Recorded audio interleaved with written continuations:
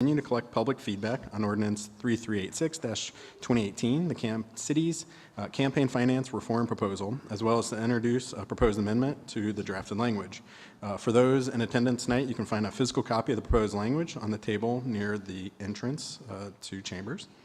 A public hearing was held on December 4th, 2018 to introduce Ordinance 3386-2018 to enact Columbus City Code Sections 107.02, 107.03, 107.04, and 170.05 regarding contribution limits for municipal candidates, campaign finance disclosure, disclosure for election period communications, new duties for the city clerk and city attorney, and fines and penalties for violation of the new code, and to repeal existing Columbus City Code Section 2321.53. Based off the feedback we heard from the public, stakeholders, and my colleagues on council, we did table the proposal at the Columbus City Council meeting held on December 18th in order to gather additional comments and feedback. At that tabling, though, there was the commitment for an additional hearing, which brings us all to chambers today. There is the ongoing goal for this proposal to be enacted in place for this year's upcoming municipal election cycle. I do appreciate the work of the mayor's administration, city attorney's office, and again, my colleagues on council, as well as their staff who have been proactive regarding discussing this proposal, potential changes, and that shared goal of having something in place for the 2019 municipal election cycle. Do want to thank Brian Clark specifically in the mayor's office, as well as Brian Shin and Richard Cogmanese from the city attorney's office, who's joining us here tonight and are ready to answer any questions if necessary. If the proposal does become law in Columbus, it will be a change from what we currently have, where we have no campaign finance limits. And so we have worked to model this on questions, concerns that have arisen not only in Central Ohio, across the state, but across the country, and looking to address real concerns in our election administration process. Council remains united in our commitment for increased transparency and open elections. And again, want to thank everyone in their preparation for tonight's hearing. I'd also like to thank members of the public, and I see a number of you here tonight, for taking the time to come down to council, and those tuning in from home to learn more about this process. I do wish to remind those members of the public who wish to speak to please fill out a speaker slip before the public testimony portion of the hearing. This hearing is available live stream on the CTV website and broadcasted on Spectrum Channel 1024, WOW Channel 3, and AT&T UVerse Channel 99. The video will also be posted on the City of Columbus YouTube channel following the events. I do want to mention, unfortunately, some of my colleagues weren't able to make the announced hearing. It's very tough to coordinate 6 members' schedule. I know one colleague's in Washington, D.C. for a swearing in of a U.S. Senator to his 3rd term. Another had another conflict out of town, and so apologize. They asked me to apologize on their behalf, but they have been engaged, watched the last hearing, and will be committed to watching this one as well. As mentioned in some of the pause and discussion we had, is this proposed amendment, and that will be under Columbus City Code 107.02, Campaign Finance Section D, Campaign Finance Reports Ordinance 3386-2018, to include an amendment to Sections 5 and 6 that would address municipal ballot issues and/or candidate campaign committees would need to file with the Franklin County Board of Elections and the city clerk if either total contributions or total expenditures equal or exceed $1,000. And within Section 6, if a campaign committee or municipal ballot issue committee does not raise total contributions or total expenditures for the reported period equal to or exceeding $1,000, to let the city clerk know of that fact, but will not be required to file a campaign finance report. We had language before in the proposal. It was silent on this, and this addresses it. This does update, though, the language, if implemented, to match state code, and is intended to make it easier for those candidates who may have to complete state and municipal filings, as well as our ongoing goal of increasing transparency by including more candidates to file under the new proposal. Any comments or questions from the city attorney's office at this time? Seeing none, we will then transition quickly to the public testimony portion. We will open the floor to those that have provided speaker slips. And again, thank you all for coming down and your patience. First speaker slip received bright and early this morning is from Dorsey Hager.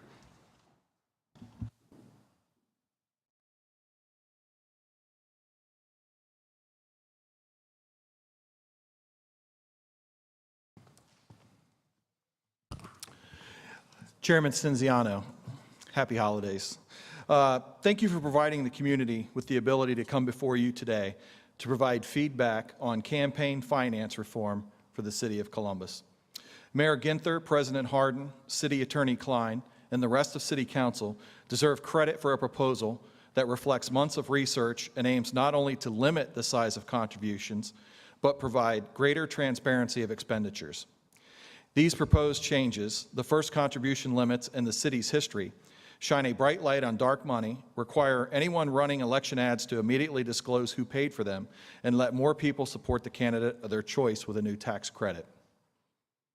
The changes would require more campaign finance disclosure than state law and the most disclosure of any major city in Ohio.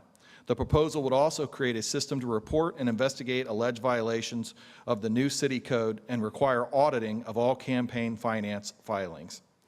Effective and enforceable campaign finance reporting requirements are important, as money has always and will always flow to campaign activity. Columbus's proposed limit, which would be its first, would follow the contribution limits set by the state of Ohio. Presently, the most deceptive type of campaign spending is the explosion of unreported dark money operations through tax-exempt 501c4 organizations. The proposed ordinance would require anyone running ads to immediately disclose contributors, expenditures, and debt. The ordinance also would require auditing of campaign finance filings, create a system to investigate alleged violations, and allow municipal tax credits of $50 per individual and $100 for joint filers. These municipal tax credits for campaign donations would allow more community members to support financially candidates of their choice and help shape the future of our city. Making campaign finance more accountable and transparent at the local level is challenging. The proposal before council is a step in the right direction to make campaign finance more transparent and accountable in Columbus. The current system, which allows unlimited donations to municipal campaigns, is outdated and not in line with the values of our city. I am pleased that Mayor Ginther, President Hardin, City Attorney Klein, and the rest of council have recognized it is time to bring reform to this very important issue. Thank you. Thank you, Mr. Hager. Next up is Dick Graham, followed by Mia Lewis.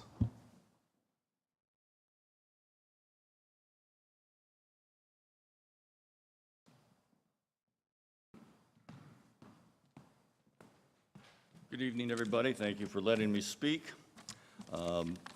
Officially, I live in Worthington, but I know that the legislation by Columbus City Council affects everybody in Franklin County and a large portion of central Ohio. And I've also always had a great interest in government and politics, and I have some thoughts on tonight's legislation. There are three reasons this should be adopted. First, this is historic.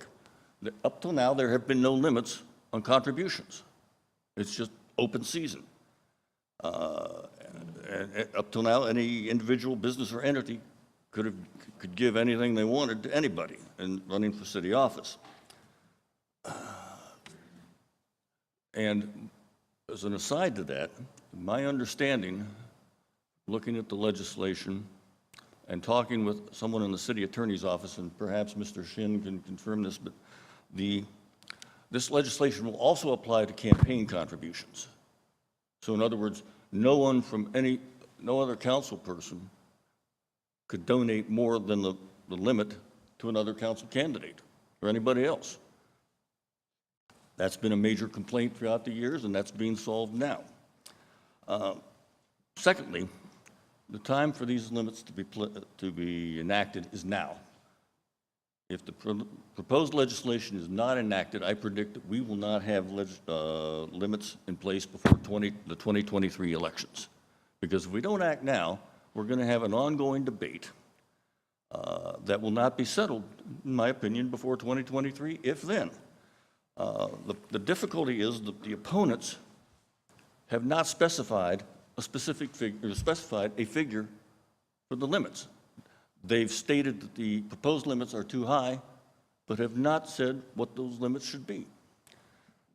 Third, and very importantly, the legislation before council requires absolute full disclosure of the identity of any person who sends a contribution to any candidate for any elected office in Columbus. I'm a lawyer. My other habits are good. And I've read the legislation, and I've interpreted this, and I've confirmed it with the city attorney's office, and Mr. Shin may be able to confirm this as well. It covers dark money, which, in effect, that will negate Citizens United. So if somebody contributes money to a dark money group, and that dark money group then sends the money to a Columbus candidate, that day, the dark money group has to identify the name of every person who gave them money that was used in this that campaign. That's my understanding. I think that's correct. I also did confirm that with the city attorney. Well, that's the kind of ultra transparency that voters demand and that they'll receive from the proposed legislation. This is as good as it can get, especially for right now. If there's other legislation to be considered in the future, that's fine. But if we don't act now, we're stuck, in my opinion, for 4 years. Thank you. Thank you, Mr. Graham. Next speaker slip is from Mia Lewis, followed by Karen Daybold.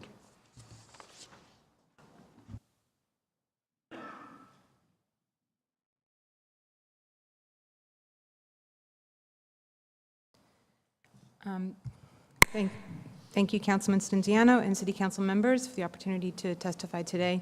My name is Mia Lewis. I'm the Common Cause Ohio's campaign coordinator. Common Cause Ohio is committed to transparent and accountable government. There are several very good elements in the City of Columbus campaign finance reform proposal. For example, it would allow voters in Ohio to be able to follow the money. Transparency in elections helps voters consider the sources of contributions and the impact they play in policymaking. It's time to shine a light on dark money, and this proposal does that. Common Cause Ohio also supports the $50 tax credit, which will encourage small donor participation. These kinds of tax credits encourage candidates to be less beholden to wealthy donors and focus on the larger pool of small donors or community members.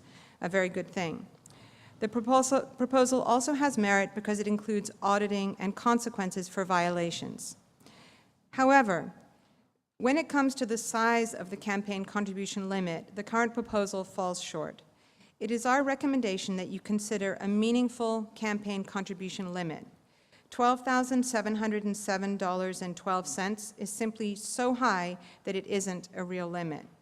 Few of us are able to give at this level, and few candidates for City Council have received contributions this large.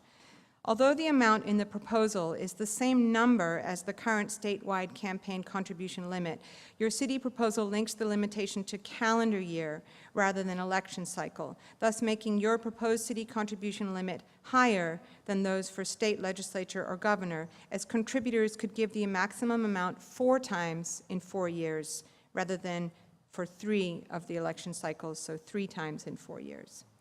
The federal campaign contribution limit for individual donations is $2,700, a much more reasonable and realistic figure to consider, and that is one that we would offer as appropriate.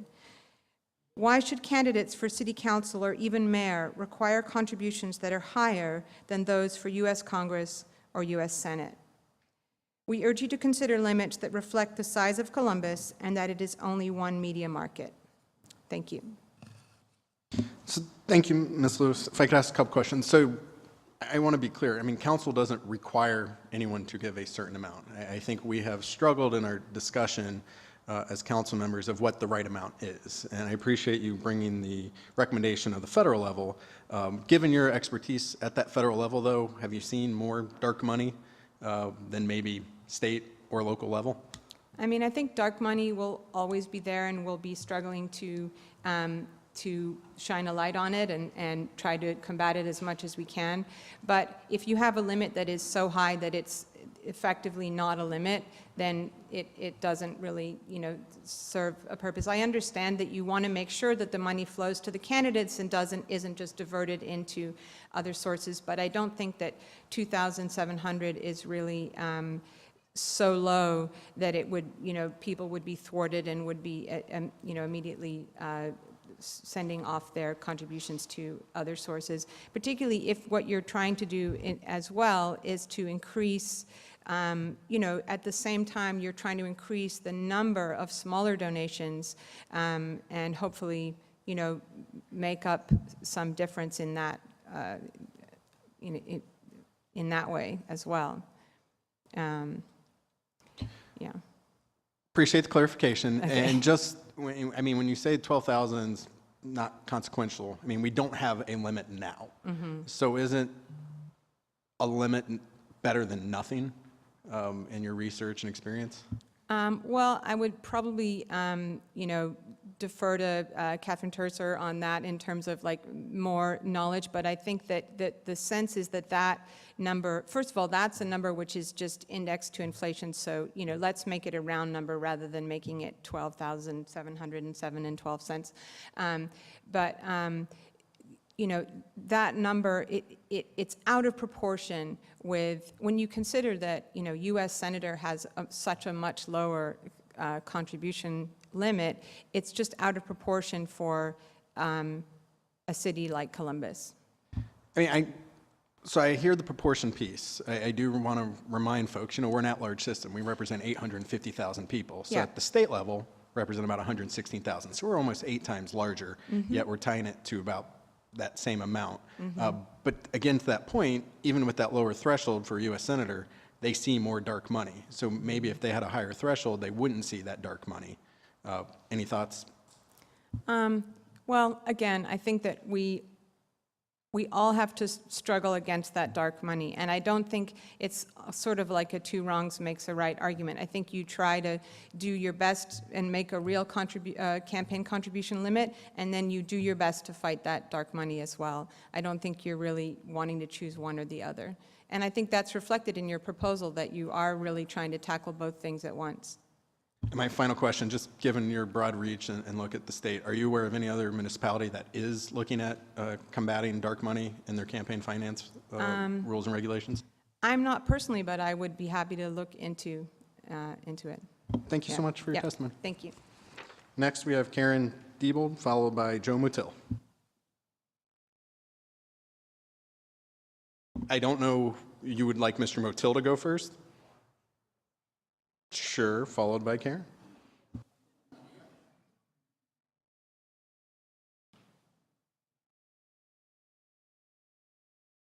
I'm going to say ladies first,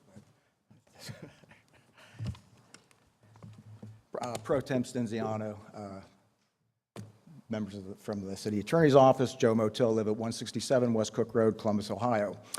For those of you that were here at the last public hearing, I would once again like to go on record and state that I feel it was a disservice to the citizens of Columbus that Mr. Clark and others who provided data that compared campaign contributions to election results from other cities did not do any analysis whatsoever on the results of campaign contributions and the outcome that they played, in particular for Columbus City Council races over the past decade. And what's really important is how unlimited campaign contributions and unlimited in-kind contributions have had on the outcome of our municipal election results and not that of other cities.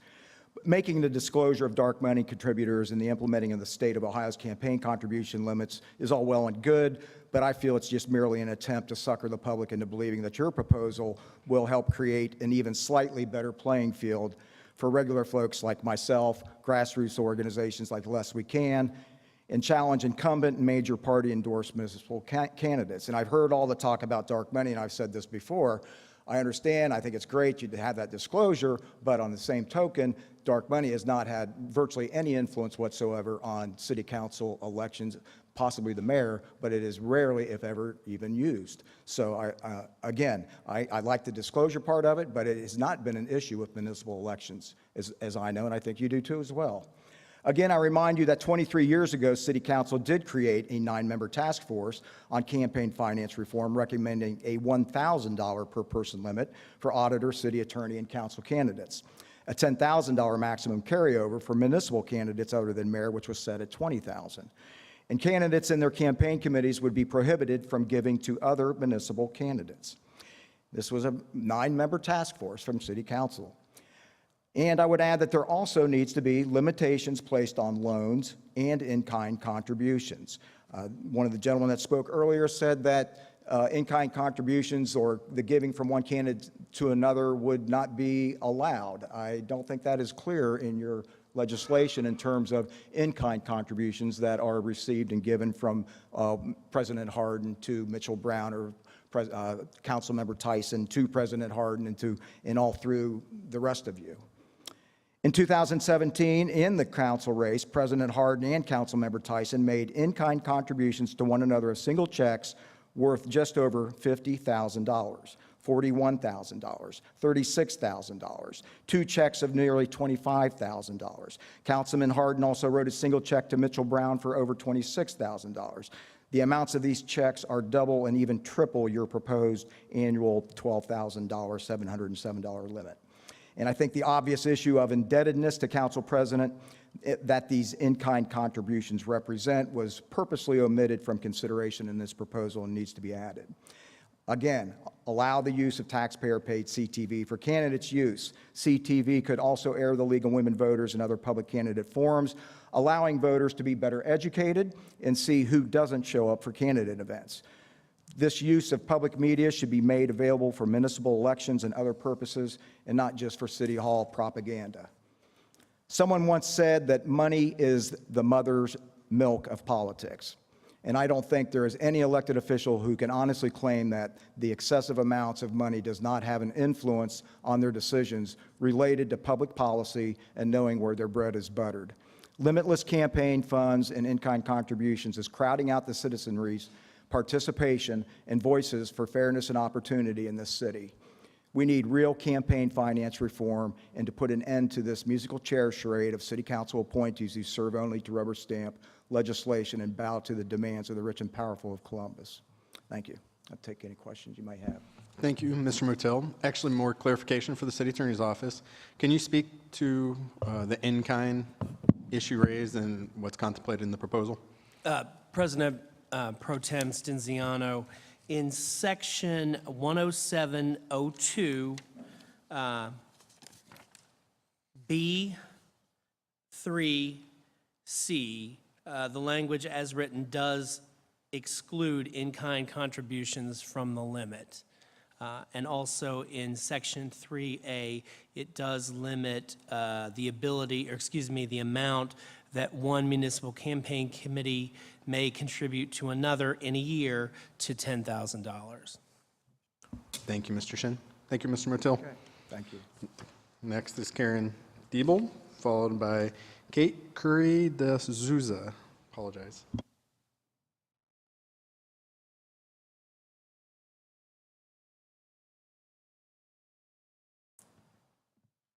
Thank you, Councilman Stinziano. And my name is Corinne Diebel, and I live in Columbus, in Clintonville. And I'm mainly here because in the last few years, I've spent quite a bit of time with marginalized people in the Columbus and have been surprisingly aware, because of my background, the amount of wisdom that the people that are most impacted by so many of the legislation that is comes from here, from City Council, are, I think, excluded from their wisdom and voices are excluded, and part of it is the finance reform problem. I'm so delighted that City Council and others are looking at this right now. Yet, I think that the limit is not small enough. I want more and more attention paid to the voices in South Linden, in the Hilltop, in the Southern Orchard, and other places in Columbus that we have a high amount of poor and people that have no housing, they're homeless, and so many times it's not by their fault, it's by the system that is not just. So many of our systems are broken, and it holds people down. They don't have fair wages to be able to even find time to be the kind of citizens they'd like to be. So I'm thinking too, I heard someone speak a few days ago about if we see a young child running towards traffic and extreme danger, we don't quietly say, please don't do that. We run after them, grab them by the scruff of their neck, and jerk them out of danger. And I want to see our city council being that aware of how so many of the decisions that are made here are doing just the opposite. They're helping to make things worse rather than looking for going forward where we can work more unified with all people in this city. Thank you very much. Thank you. Next is Kate Curry de Souza, followed by David Hardwood. Everyone's looking around. It doesn't seem to see Kate, so Mr. Harwood. Mr. Harwood.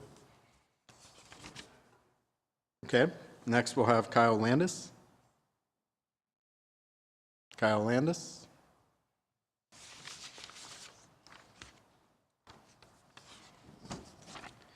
And we'll follow Mr. Landis to Kevin Truitt.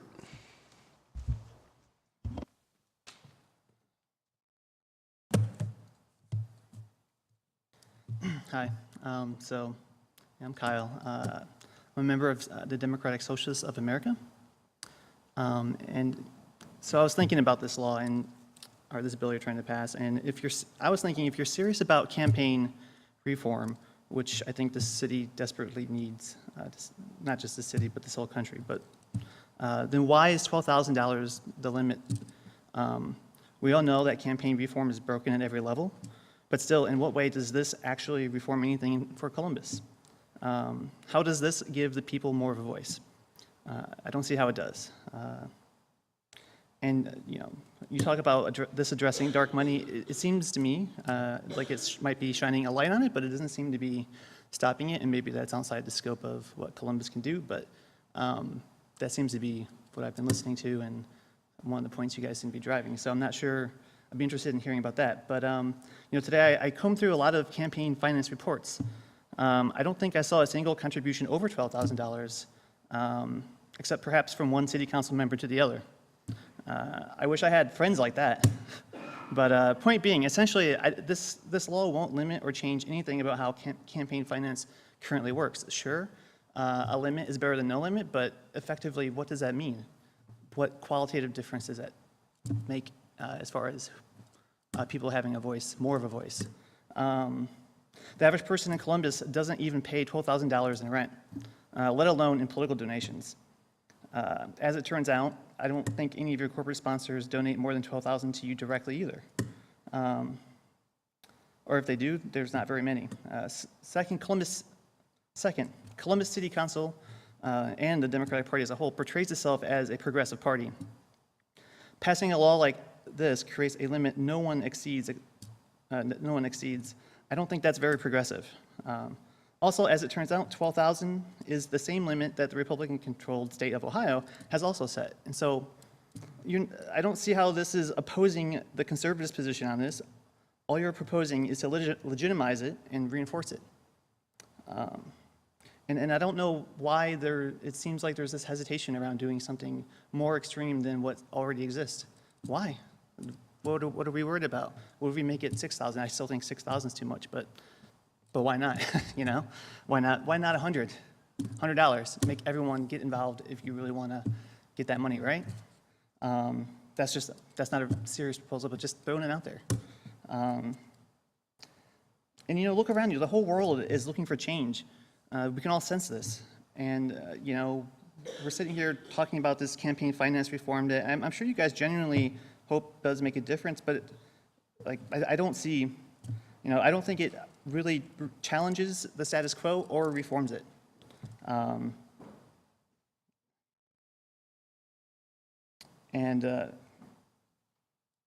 what I'm really concerned about is that it seems like this is being promoted and passed as a way to almost brand it, what's happening as progressive. But I would challenge that. I don't think it is. So I guess I would just end on the point is, we all know better, and I think you guys know better too, being in the business. I think what we need is political leadership that's going to give us real change. That's what I think we should have. And if you guys don't want to offer that, then I think we should look elsewhere. Thank you. So, quick question. Do you have a recommendation? I know you went from Well, 12 to 6 you to know, maybe 100, but said you didn't think 100. I mean, so we've struggled of what Yeah. that number is. And to some extent, when you look at what other cities do, Yeah. all these numbers are arbitrary to some extent. I think there is the shared goal in discussing the proposal with my colleagues. We don't want to limit where we've seen other cities that's so low, dark Right. money does start pouring in, or it's only wealthy candidates. Right. And so some members don't want any limit, think the status quo is sufficient as long as we have that transparency reporting. So just curious if you have any recommendation. Well, you know, I haven't had a lot of time to like sit and analyze the information through all the cities. I know in Seattle, I think there's a voucher program actually where I think the city allocates certain money that any citizen can then give to one of the candidates. And if they don't spend it, then they lose it or whatever, it goes back into the pool. I think that would be a really transformative way to do that. It'd be like, hey, here's $50 or $100 or whatever. Go figure out a candidate you want to give it to. Just imagine how much that would change politics in the city. Of course, maybe we don't want to pay for it, right? So NPR recently did last week or week before, kind of a follow-up on Seattle's model. Right. And I would encourage everyone to look at it. Yeah. I think we're continuing to wait and watch. I think they argue it was pretty expensive to implement and participation didn't really shoot up. It does change the model and made candidates work a little harder was kind of the takeaway to get that voucher, but it didn't necessarily drastically change engagement or involvement, and people didn't really believe the voucher was real a little bit, and so they have to do more in education. So I think it's something we're waiting and watching. As I mentioned early when we kicked off, though, I think our goal is to have something in place this year, Right. understanding that additional discussion, additional discourse needs to occur. But kind of to the point you ended on, your preference would be we do nothing if this is what the proposal is versus at least starting here and then continuing that dialogue. I think it would be a strong statement to say this proposal doesn't go far enough. Not getting the limit and shining light on dark money, I don't think that's going to, like to your point, it's not going to change much right now or in the next year anyways. So why not take a stronger stand and be vocal about it and use your platform to like get people riled up about reform that's going to like give them a voice, So I appreciate the testimony. yeah, thank you. Thank you. Next, Kevin Truitt, followed by Doug Todd.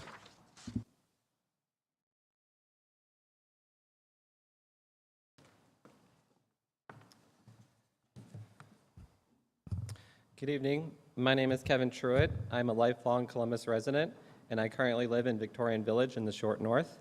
I'm here this evening to testify in favor of robust campaign finance limits. Huge majorities of Americans agree that big money has a corrosive and corrupting impact on our elections and our democracy. Many people feel like outsiders in a political system that largely caters to the interests of the wealthy and powerful. To cite one example here in Columbus, my neighborhood, as I said, the Short North, has undergone dramatic changes in a very short period of time. One of my friends lived in the Short North along High Street for decades. He uses a wheelchair, he's on a fixed income, and his life is really difficult at times, but he was able to thrive in the community because his apartment was affordable and accessible.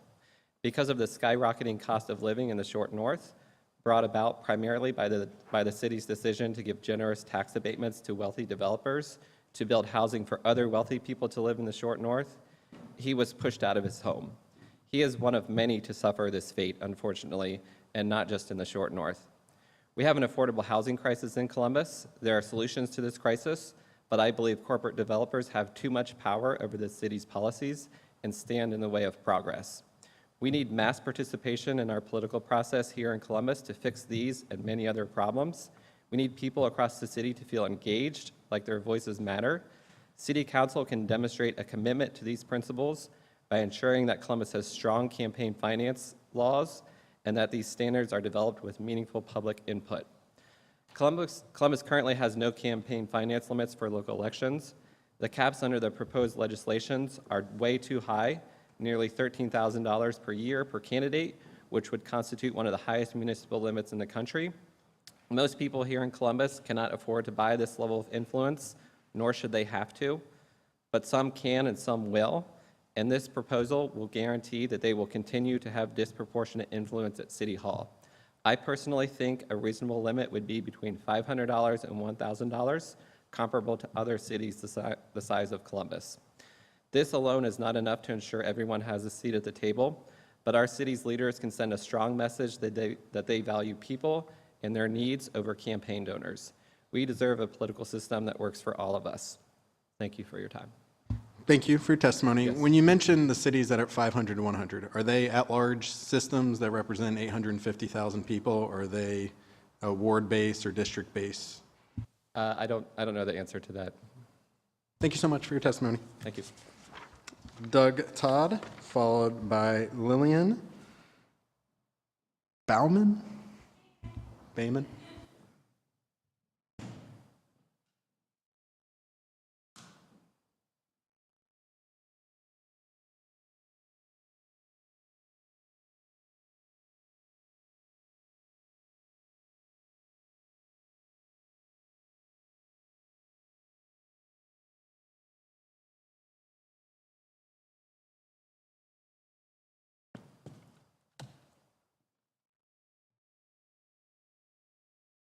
Good evening, and thank you for the opportunity to testify, President Pro Tem Stinziano and other council members. I testify in opposition to the proposed annual Columbus City campaign contribution limit of $12,700. The ceiling is set too high, but in opposing this legislation, I speak to you more as Democrats than as city council members, and the reason for that is, as far as I know, almost all elected officials in the city of Columbus are Democrats. Just several weeks ago, Ohio Democrats suffered a resounding defeat in the midterm elections. The Democratic Party in Ohio performed miserably in the midst of national electoral blue wave. 40-plus seats were picked up nationally by Democrats in the U.S. House of Representatives, 0 in Ohio. 7 governorships were picked up nationwide. Ohio lost the governorship and all statewide offices. Ohio has always been seen as a purple bellwether state in politics. This has been the case since I was a child. Now this status has been decisively overturned at a time of growing national Democratic Party strength. Numerous news articles and pundits declare Ohio is now red. A critical example of the Democratic Party weakness is the toxic pattern here in Columbus. In Columbus, money influence dominates the political process in a way that ensures office holders are controlled by money and not by the voters. Nearly all office holders gain office their first term by appointment and not by election. After council members are appointed their first term, they run in subsequent elections as endorsed incumbents supported by money from these wealthy funders. This effectively makes Columbus City office holders employees of the wealthy funders and not elected representatives. By relying so heavily on this circular appointment process of council members, Democrats are not creating a farm team of potential statewide candidates for larger office. We are not producing contenders who gain name recognition through vigorous contests where the election is based on the depth of the contestants' knowledge and the attractiveness of their ideas. The party is not viewed as a mechanism of inclusion, but only as a domain for the benefit of those who control it. Who gets excited about a city council primary when the outcome has been preordained? Beyond the abstract consequences, there are very real costs of being a party which serves limited interests. Columbus has real problems of income inequality, transportation, and mobility, shortfalls and long-standing development shortcomings. How many commercial developments have lived out their useful life that are now blighted wastelands? These deficits seriously degrade the quality of life and harm Columbus's future economic prospects. There are similar Democratic Party weaknesses at the state level. In Central Ohio, several very competent Democratic Party legislators, of whom I might add you were one, have left state office and dropped down to local and city government offices. There are serious problems in the Democratic Party at both the state and city level that result from unbalanced funding and influence. Tonight, we are meeting about campaign reform for the city. A critical and obvious part of the reform is the amount of the contribution limit of $12,700 that is clearly too high for the reasons many others are stating this evening. Excessive campaign funding that also pays for the dysfunctional system in the city. It is a vital and necessary step to reduce this contribution limit. The city urgently needs this reform, and so does the Democratic Party in Columbus and Ohio. Please make it so. Thank you, Mr. Todd. Questions? Okay. Well, No thank you very questions. much for the opportunity. Thank you. And please do the right thing. Thank you. Next up, Lillian Bauman, followed by Kathleen Reimner.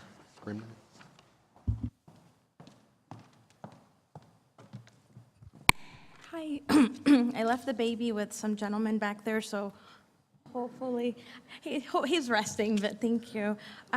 Thank you, Chairman Stinziano, for the opportunity to speak and for holding this tonight. My name is Liliana Bayman, and I am a working mother and a proud resident of the south side of Columbus. I appreciate your commitment to hearing from the public on this important issue. I remember my first donation to a political campaign in 2008, also the year that I became a citizen and was able to vote for the first time in this country. And I remember how I scrounged up $25 for my favorite presidential candidate. I was extremely excited about my contribution. I felt that if a young senator from the north called Barack wouldn't win in the bright red Texas state, my $25 contribution could still make a difference. When I first heard about the proposal to allow individuals or groups to donate up to $12,700, I was a little floored.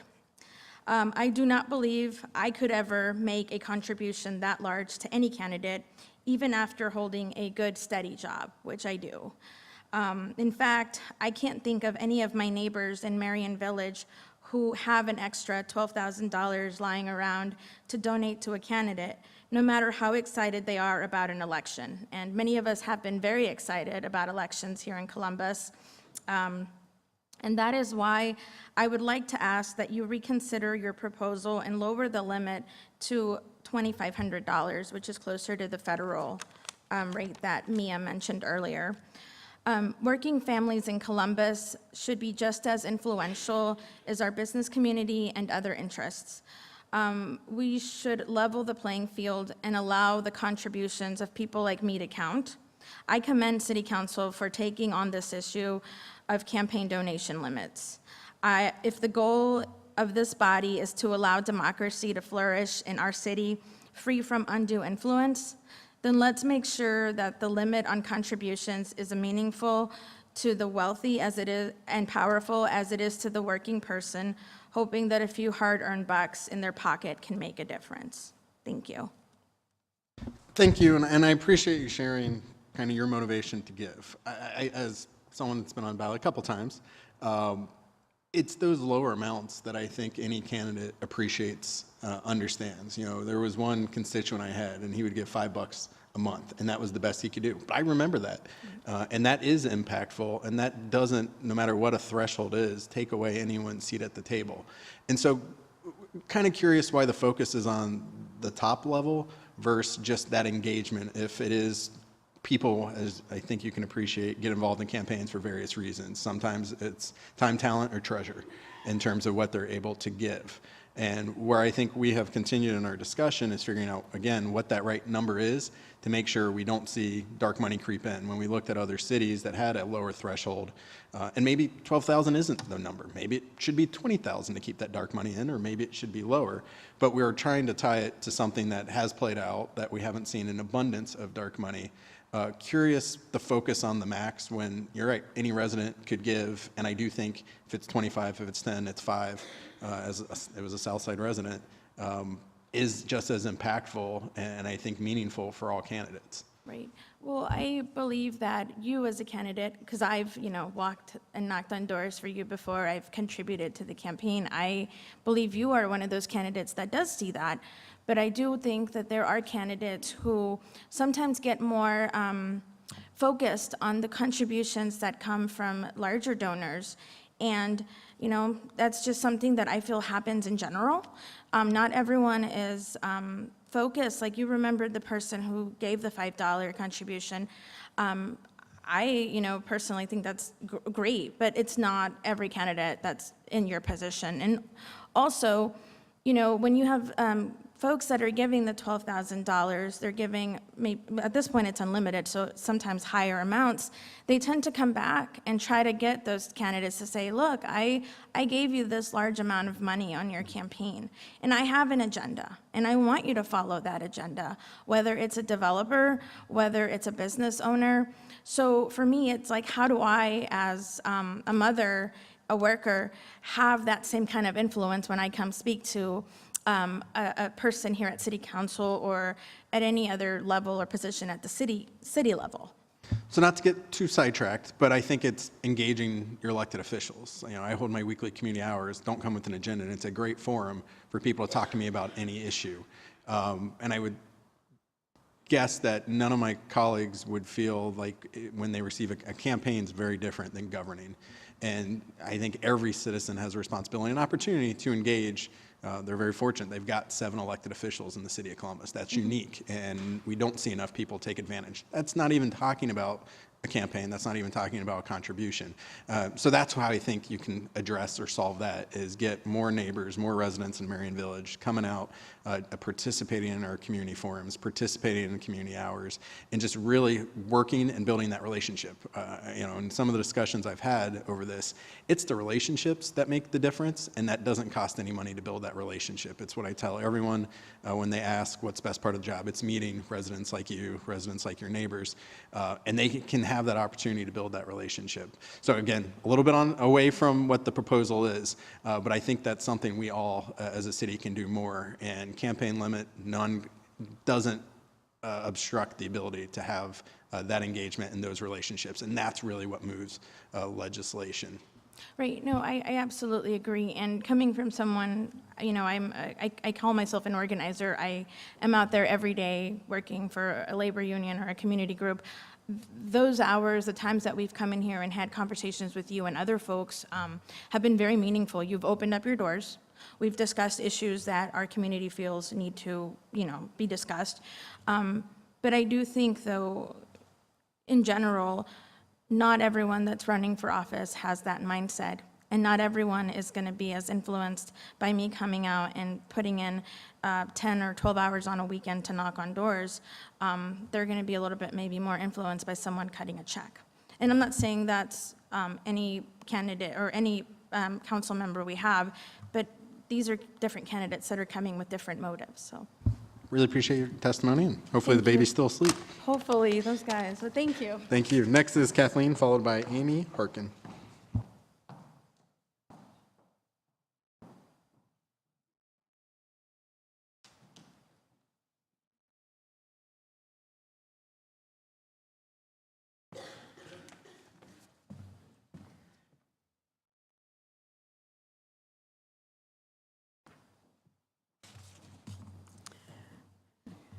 Councilmember Pro Tem Stinziano, and other officers here. I'm Kathleen Gemeiner, resident of the west side of Columbus. I'm here to testify in favor of strengthening the campaign finance legislation before council. The city has been without any limit on campaign contributions, and this initial proposal sets a limit that is so high that it is even hard to say it is a start. 12,000 plus limit is set as an annual limit, which means that in the 4-year election cycle, nearly $50,000 could be contributed by one donor to one candidate. What this means is that big donors' contributions dwarf contributions of average people, which range from a few dollars to a few $100s. I strongly urge Council to modify this proposal to find a reasonable alternative by examining the limits of other like-sized cities and using the reasonable cost of a campaign for a City Council position as a guide to the limit. My own recommendation would be to set a limit of $1,500 per cycle per candidate. The lack of campaign limits has fueled the current system of filling City Council seats with appointees who fill positions vacated prior to the end of the council member's term. These appointees then run in the next election as endorsed incumbents. Large contributions become available to these incumbents, while anyone who chooses to run without incumbency is unlikely to raise significant funds when contributors know what an uphill climb they face. This has resulted in a lack of diversity on council. While the council may be diverse in race and gender, it is heavy on council members who are well-connected, both within the Democratic Party and office holders, and not necessarily people who have risen up through neighborhood engagement. This plays out in the policy decisions of council. Most notably, there is far more that council could do to address the crisis of affordable housing. The mayor and council have allowed developers off the hook of making serious inroads into the lack of affordable housing in Columbus. Yet, should any strong neighborhood activists seek to run as a non-incumbent, they would be at a great disadvantage due to their lack of access to big donors who fund the campaigns of the incumbents. For all of these reasons, I ask that you reject the campaign limits as proposed, significantly reduce the ceiling on campaign contribution, and set the contribution limit on an election cycle rather than an annual basis. Thank you. I'll be happy to answer any questions. I appreciate it. Just want to be clear. So your preference would be we take no action if this is the only proposal on the table? My preference is that you amend the ordinance, the proposal, to reduce the limit to a reasonable limit. My own suggestion is $1,500 is a reasonable limit. Others have suggested the federal campaign limit of $2,700. I could live with that, but something at like $12,000 per year is as if there were no limit at all. And having no limit, there was a comment, I think maybe you asked the question to another person giving testimony as to whether it wasn't better to have some limit than no limit. And there was a letter to the editor written a few weeks back. I believe it was by Maddie Stalker. I could be wrong on that. And Maddie said, if you had no speed limit and then you set a limit of 100 miles an hour, it would be worse than having no limit, because 100 miles an hour would suggest that it's reasonable to go 100 miles an hour. If you had no limit, people at least would do what's reasonable. So I don't think that having a very high limit is better than no limit. I think that having a reasonable limit is the right place to start. Okay. And I'll just reiterate, I mean, that limit has been ongoing part of the discussion, and where the right threshold is, and the concern of if it's at 1,500 when we look to other cities, you do see more dark money come in, or you see more wealthy candidates, and again, maybe not neighborhood people being able to influence because they can give themselves money. And so that's where we've struggled. We are able to point to a threshold that we think is able to balance those interests, and that's why the proposal is as it is. I think that we all have to do a lot to try to get rid of dark money. It's a national problem, not only a problem here. And I don't think that the fact that there is dark money out there is a reason to set campaign limits so high that they are, it's as if there were really no limit at all. I think that, in fact, the transparency that's brought is something that I appreciate and support in the resolution. But the limit of $12,000 a year it's just not realistic. And it continues to spiral the continuing system we see where big developers can give lots of money, and then the council is beholden to the people who are giving lots of money. So we talked a little bit about this. I don't think you're going to find any council member that feels beholden to any of their donors. And I do take a little offense to that because that's not our process. I mean, developers go before area commissions. Area commissions are volunteers. They work with those area commissions. They're not receiving any contribution. And then that's what's presented to us. And so while that sounds good, I ask maybe for examples of where you feel that there was that kind of dynamic. Giving the developers the opportunity to buy their way out of a certain number of affordable housing units, to me, was a real nod to the developers. And I think that was a place where if city council were not so dependent on that kind of money, that we would have seen a much more vigorous inroad into the affordable housing crisis, which is a crisis in our city. And I don't want to speak for my colleagues who aren't here, but I think particularly the one who managed that process would take exception and felt there was a threshold. We haven't seen any developers seek out of it. It's a threshold. We've made substantial changes to that. We listened to residents that wanted to see those changes. But I appreciate your point. Thank you. You're welcome. Amy Harkins, followed by Will Petrick.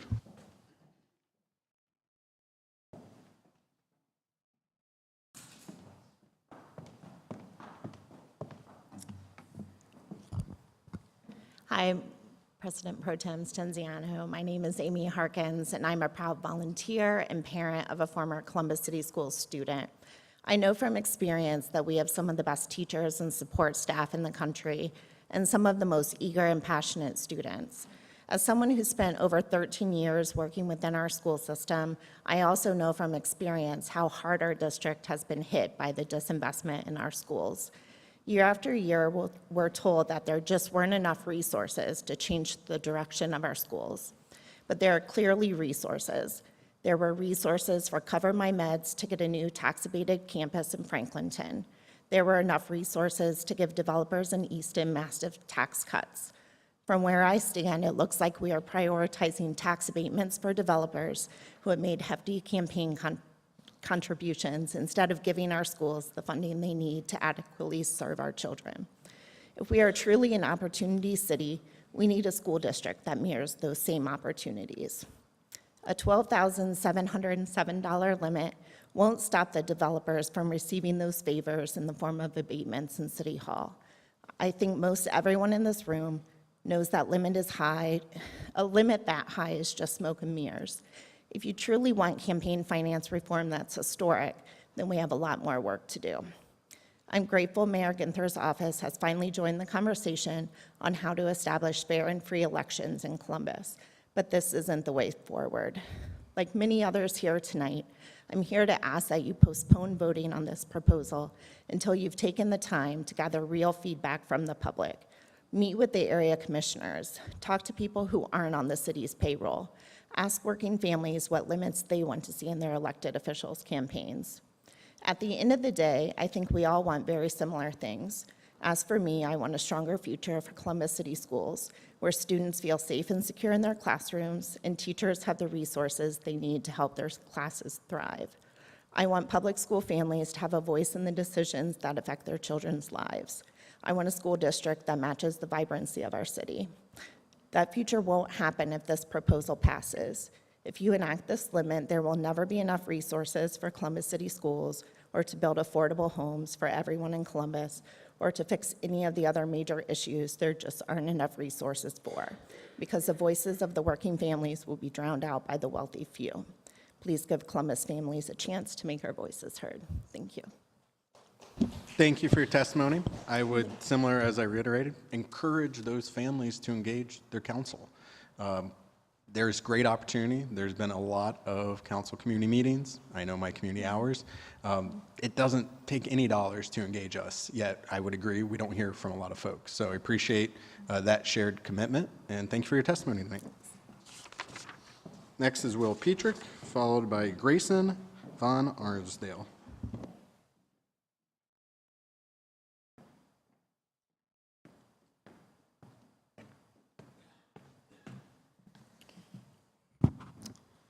Council President Pro Tem Stinziano, thanks for being here tonight. And thanks for your work on this. I am here today to just talk about two primary goals that I think are just fundamental to good government in the city. One is accountability in our local governance. The second is making sure everyone's included, this value of inclusion. So one, I think we have an opportunity with campaign finance reform to make sure residents can hold elected officials accountable. At every level, people have talked about our broken democracy. As a resident, I just don't know how to actually hold an elected leader accountable in the city. Also at the state level, and also like you think about Trump and Congress, like I just don't know how. I think campaign finance reform is part of that solution, and I agree that transparency is definitely part of the equation.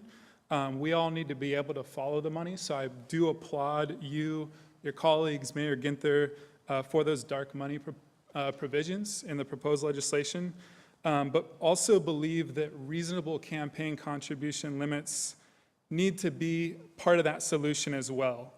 The other thing, I talked about inclusion. I want to see a local government that is for and by all of us and works for all of us.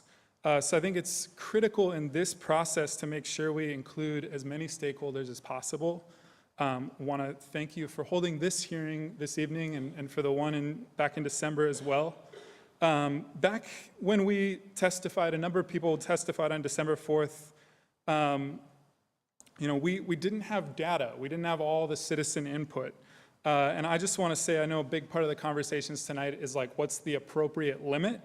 So I think twofold. One, I support a contribution limit that's in line with a normal range for a city our size. I also support a limit that's reflective of the people, particularly residents of Columbus, and what are people saying. So when we testified back on December 4th, we had the former data. We didn't have the latter. We didn't have that feedback. We now have a survey, and it has responses from 248 people. Over 95% of those respondents want to see a limit between $250 and $3,000 in Columbus.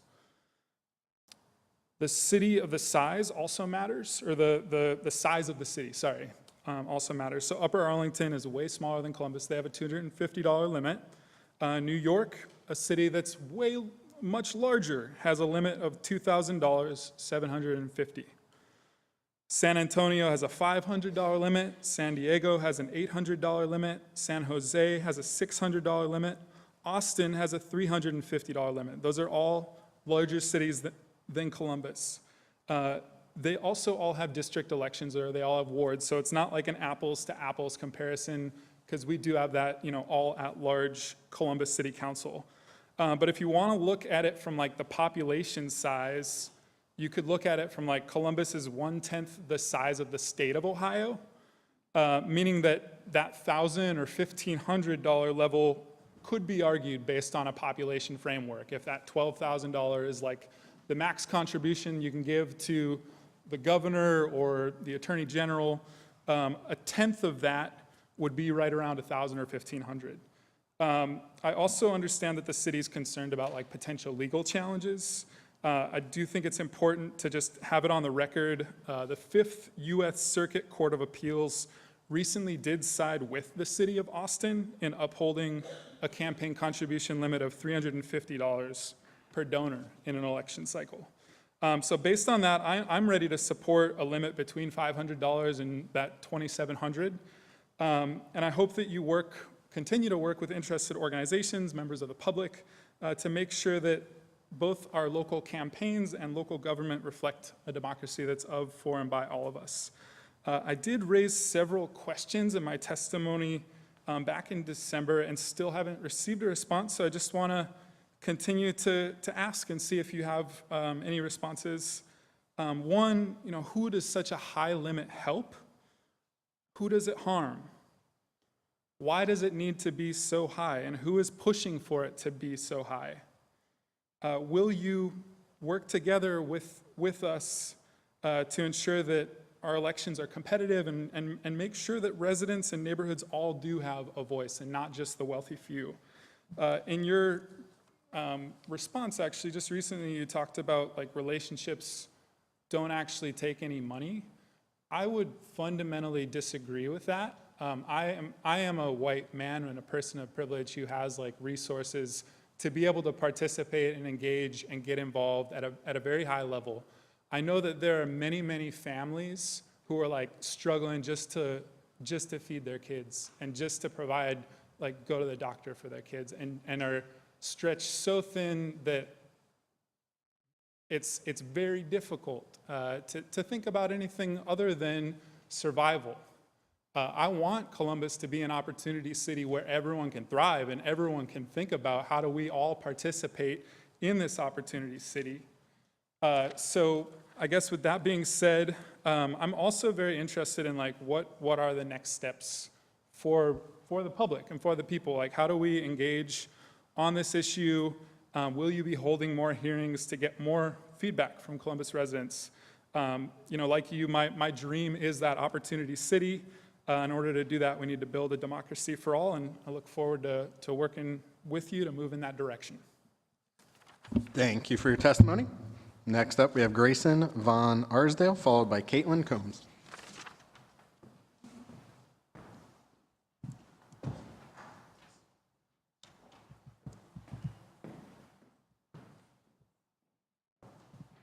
Hello. Hello? Is this close enough? Does that work? Cool. My name is Grayson Van Arsdale. I'm a member of Socialist Alternative, and I'm a sophomore in college. I've lived in Columbus my whole life, and I've been a food service worker since I was 16. There are 94,000 other people in the Columbus food service industry with me, and our median hourly wage is about $9.50. If we service workers worked all day, every day, with every penny of what we made going towards a contribution, it would still take us 33 weeks, or around 8 months, to make the maximum contribution that's being proposed. What this limit is fundamentally communicating to me is that the contribution of workers like myself are able to give to a campaign doesn't really matter. They would rather let Columbus politicians build their campaigns on the preferences of the wealthy rather than on the real needs of the people that make this city work. As you know, we are facing extreme problems for working people in Columbus. Average rents here rose by 3.5% this year. Two-bedroom rentals are now up to $1,100 a month. In light of that information, it's no wonder eviction rates in Columbus are rising, and some of our city council members have received thousands of dollars in donations from the Columbus Apartment Association, the Columbus Realty Investment, the Central Ohio Realtors PAC, and the Pizzuti PAC, which is affiliated with one of the largest corporate developers in the city. Pizzuti has also received millions in tax abatements from the city council in recent years, but has also failed to deliver on job promises. In this context, I'm not surprised that a contribution limit will be put forward that's this high, but I am disappointed about it. This campaign limit you're proposing is giving yourselves carte blanche to keep making Columbus a city for developers rather than a city for people. This contribution limit would give politicians license to build their campaigns on the small minority of people for whom this kind of money is pocket change. We need to fight for a city that pays a living wage, fully funds social services, and provides affordable housing, and we cannot depend on establishment politicians to make these kinds of bold changes when they're taking the nearly $13,000 donation from the wealthiest in our city. What Yes We Can has proposed, a limit of $500 to $2,500, would go much further towards creating real accountability for our elected representatives and push politicians to seek support from the actual people of Columbus rather than the wealthy few. And I want to be really clear that that is what you're going to be voting on. You're not voting on a number, you're not voting on a dollar figure. You are blatantly voting on who actually has a say in the goings-on of Columbus. This proposal is actively choosing the side of the wealthy, in my opinion. We're giving you the option to turn it around, and you're giving us the option to convince you with this hearing, so thank you. Local activists have even done you the generosity of conducting research into what an actual reasonable limit would look like when you guys are, frankly, the ones employed by the people of Columbus to do that. I would urge you to adopt a contribution limit proposal that is far, far less than what is being discussed here today. We need a Columbus with a living wage, with affordable housing, with well-funded education and social services, and we can't do that with politicians accepting big-dollar donations from developers whose bottom line is to make this city more expensive. And I want to go off script for a second to address some of the things you said earlier. I think maybe you read some of our comments as accusing you of being disingenuous in some way. I'm not accusing you of that. I don't think anyone in this room is.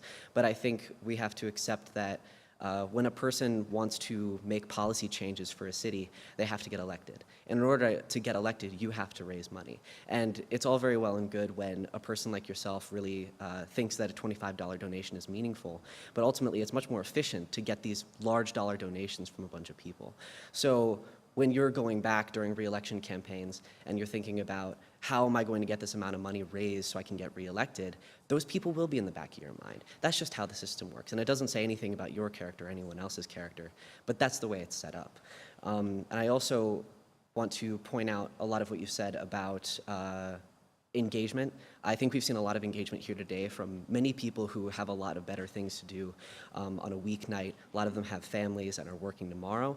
But I'd also like to posit the question to you, how many more people do you think would engage with you on a weekly, monthly, even daily basis if you made the statement that a low contribution limit would be accepted in Columbus, and that would be that would matter to the campaign? We would set a low contribution limit so that people like me, college students, service workers, can actually matter in those campaigns. Appreciate your testimony. So have you ever donated to a candidate? I have, yes. And was it 500 to 2,500? Yeah, I actually maxed out on a campaign that I was helping support in Minneapolis for city council. Their max limit, I believe, is $600, and I maxed out on that because I believed in that candidate. Appreciate your testimony. Thank you. Next is Atticus Gardner, followed by Caitlin Combs.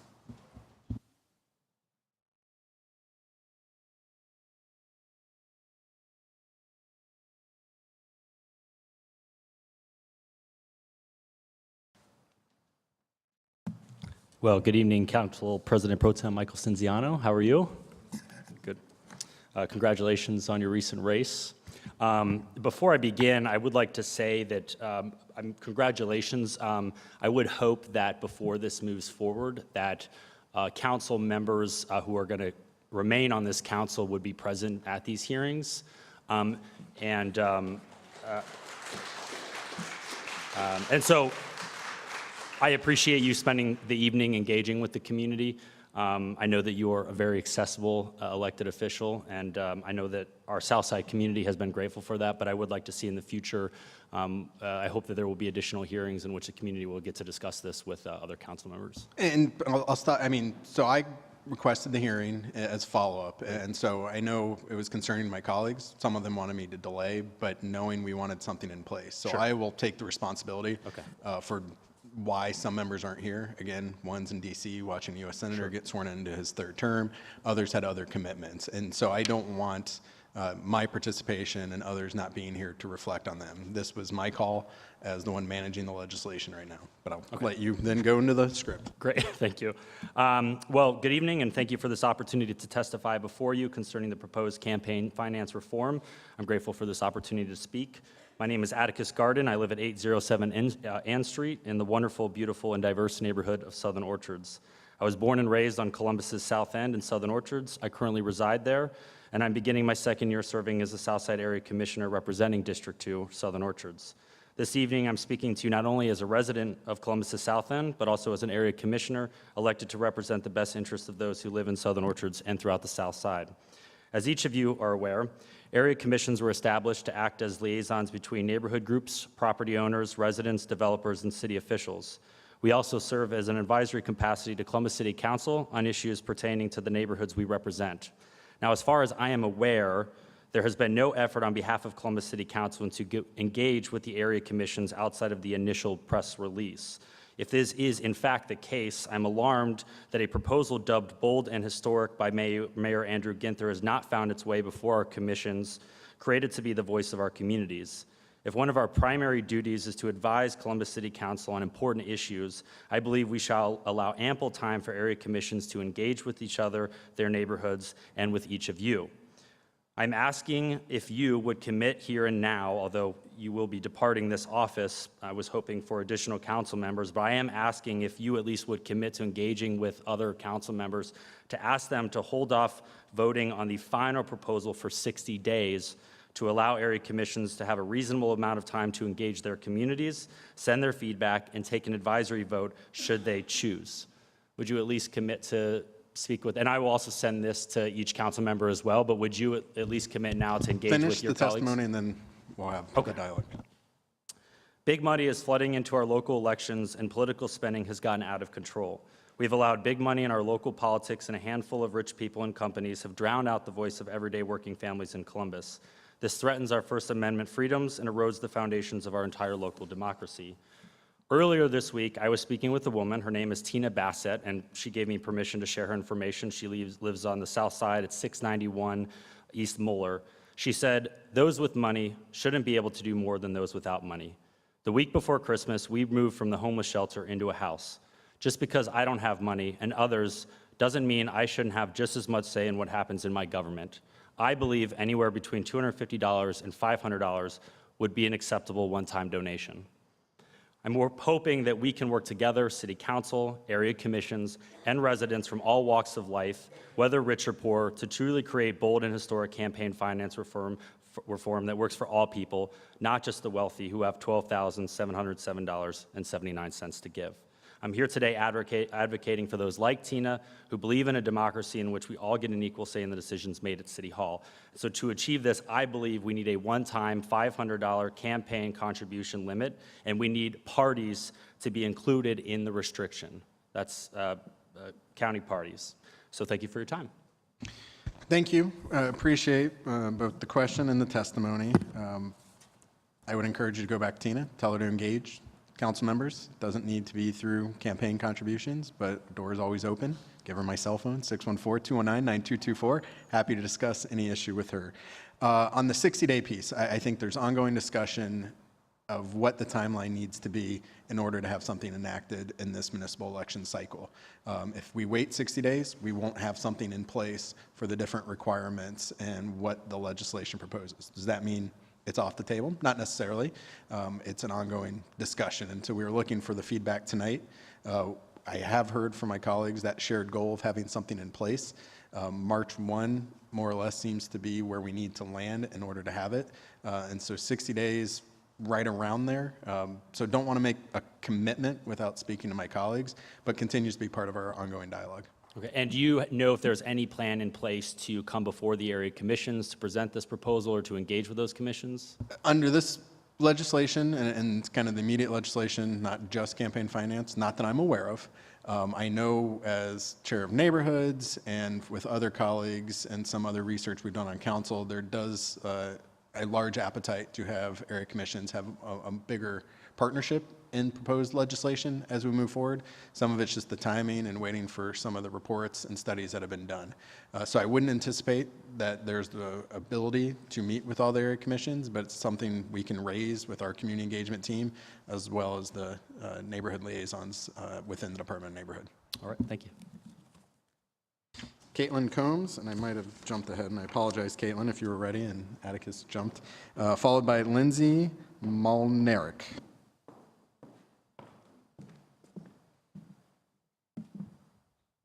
Good evening. Thank you for the opportunity to testify today. My name is Caitlin Coombs, and I am a third-year medical student at The Ohio State University. I'm not from Columbus, but I have, for the past 5 years, been proud to be a city resident. In addition, over the past 3 years, I've had the privilege to care for Columbus citizens as my patients. I'm here today not to speak for myself, but to speak on behalf of those patients. One of the most important things I have learned as a medical student is the ways that city and local policy directly and profoundly affect the health of my patients.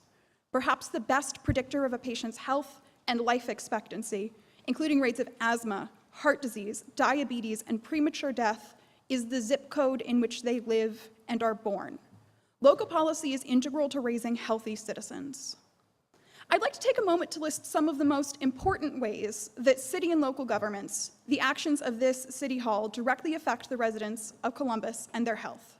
The administration of sewage and sanitation protects my patients from disease. Zoning laws keep toxic industrial projects out of neighborhoods where they can cause asthma, respiratory disease, and cancer. Programs run by City Hall for youth, seniors, and people with disabilities are integral to the well-being of vulnerable populations. Parks and biking programs help citizens get exercise, a key part of a healthy lifestyle. Schools are also vitally important. We know that education level and literacy is key to good health outcomes, but Columbus City schools have received an F for the second year in a row. Our schools today are in such dire trouble that I hear the state is considering a takeover. Our schools are struggling primarily because of underfunding, in part due to real estate deals with developers that shunt city tax money and funding to those developers who give large campaign donations. Every week, I see patients who, because of illiteracy, will never be able to follow my instructions and will struggle to communicate with my office for help. I can't help patients who can't read their prescriptions. I can't help patients who can't get to my office because of insufficient city transportation. I can't help patients who are sick because of substandard housing because we have an affordable housing crisis. A limit of nearly $13,000 is so high as to allow city council members to be bought and sold by big donors, and many of our citizens, my patients, suffer for it. In order to preserve the health of the citizens of Columbus, I'm here to ask you to give my patients a voice.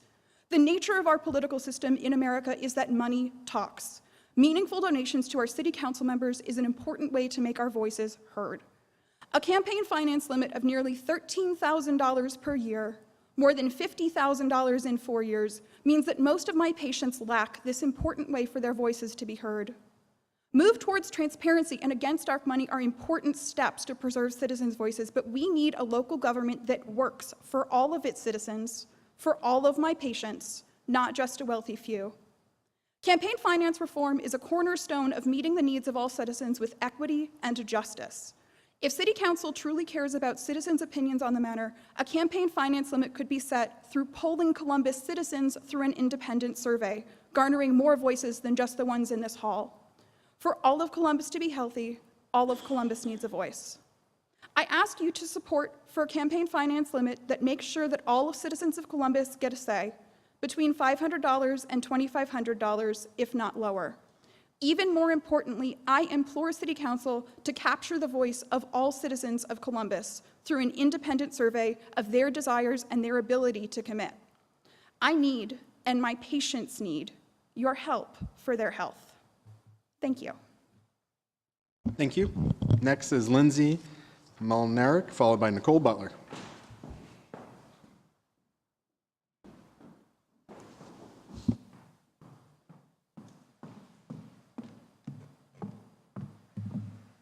Hello.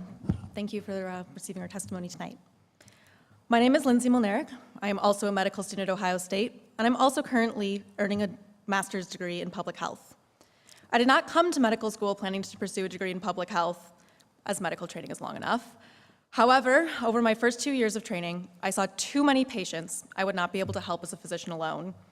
Patients who missed appointments due to lack of transportation or childcare, couldn't afford medications, and didn't have time or money for recommended lifestyle changes. I'm currently learning about the complex social factors that drive healthcare inequality and what I can do to bring change. One way is to speak up and advocate for my patients when I see policies I believe may negatively affect their health, which is why I'm here today. When discussing campaign finance reform, public health may not be the first thing that comes to mind, but any measures that have the potential to drive inequality, such as giving the already wealthy imbalanced influence, ends up impacting health downstream. Columbus has been making progress in attractive ways with new building projects, businesses, and incredible new hospitals. But access to those resources isn't equal to everyone. Columbus faces serious issues of socioeconomic, racial, and neighborhood inequality, and extreme disparities in many healthcare measures, some of the worst in the country. The difference in rates of measures such as infant and maternal mortality are like night and day drawn down the borders of single city streets. I sit on the medical school admissions board, and many applicants coming from all over the country express their shock at learning the level of disparity in Columbus. With a city filled with incredible medical centers, such severe inequality should be a source of shame, and any way we can alleviate inequality in Columbus should be pursued. These disparities do not just impact the disenfranchised, but all of us. One of my patients, unable to establish primary care for her type 1 diabetes, or afford her insulin, or access to healthy food in between her home and her 2 jobs, one of which is a night shift, ended up in the emergency room 4 times in less than a year, far more costly than if she had access to care for herself up front. When people face inequality, their health conditions become more serious, more costly, and rely on expensive emergency services. Those costs are distributed to already overloaded systems, to all of us. Citizens overburdened by simply trying to survive are unable to contribute to the growth of their community, and certainly are unable to spend the time and resources in politics to make their voices heard in equal measure to those able to contribute large sums of money to campaigns. I believe there are many institutions in the city dedicated to alleviating these disparities. We need to reflect these efforts across our political system, and campaign finance reform is one way to achieve this. $12,700 a year is an unreasonable yearly limit, and it takes power away from the average citizen to make their voice heard in political decisions. My patients are hardworking and smart and resourceful as possible in the systems they have to move through, but I've also heard them express their hopelessness in making serious change in their lives. Evening out financial contributions to those working for the people gives all people back that power that my patients feel they lack. No one can feel powerful when they are facing sums of money over half their yearly wages. As a future physician, I have a responsibility to speak up in all matters I think may impact the health of my patients and my community. As a city, we have the responsibility to ensure all people have the ability to contribute equally. A campaign contribution limit between $500 to $2,500 a year, similar to other cities of this size, could help achieve that equality. Thank you. So I really appreciate you raising that health impact. So I'm curious, in your research, the cities that do have campaign limits, do they have better health outcomes for their residents? I haven't been able to research direct correlations between those, but I'm sure it's something that I'd be able to find and forward to your office if I could. Sure. My email, mstinziano@columbus.gov. Would love any research you have on that line of questioning. Really appreciate you being here. Next, Nicole Butler, followed by Sandy Bolzinas, or Bolzina.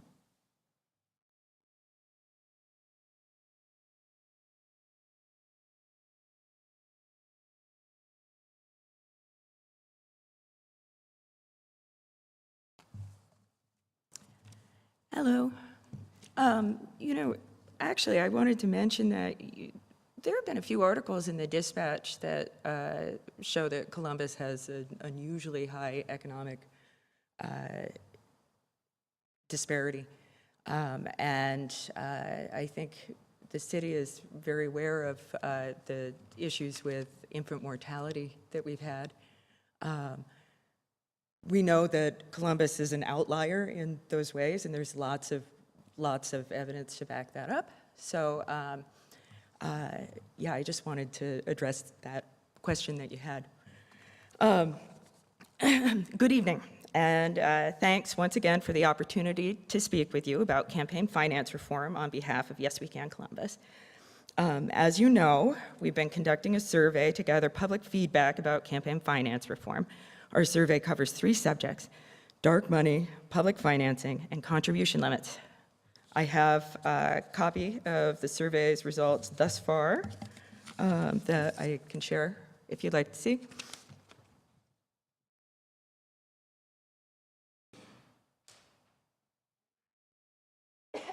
Excuse me. So the results are pretty unequivocal.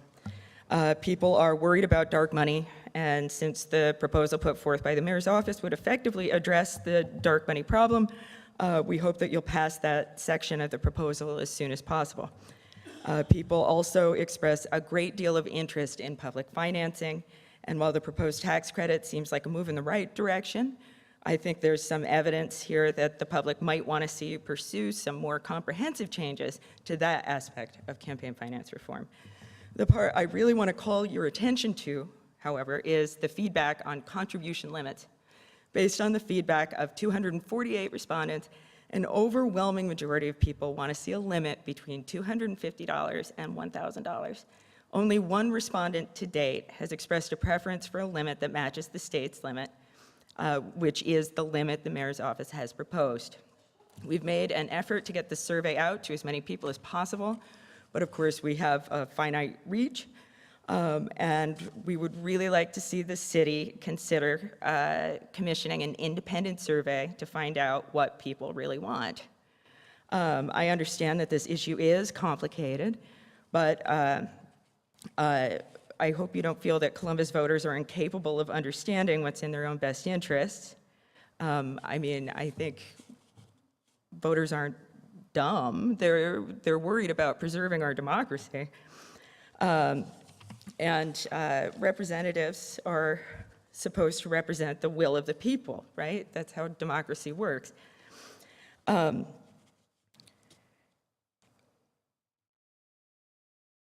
I did want to address what one of the earlier speakers said about the current state of Columbus being open season because we don't have contribution limits at the moment.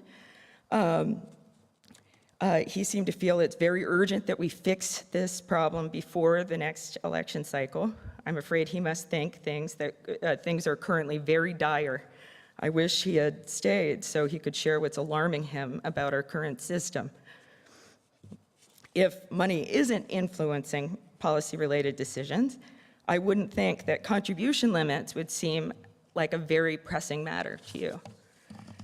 Why not pass the dark money element that we all agree is urgent and do the work to make sure we're passing campaign limits, contribution limits that people really want? I know you said that limit amounts are kind of arbitrary, or you said that earlier this evening. But based on the research we've been able to do, I don't think that your constituents agree.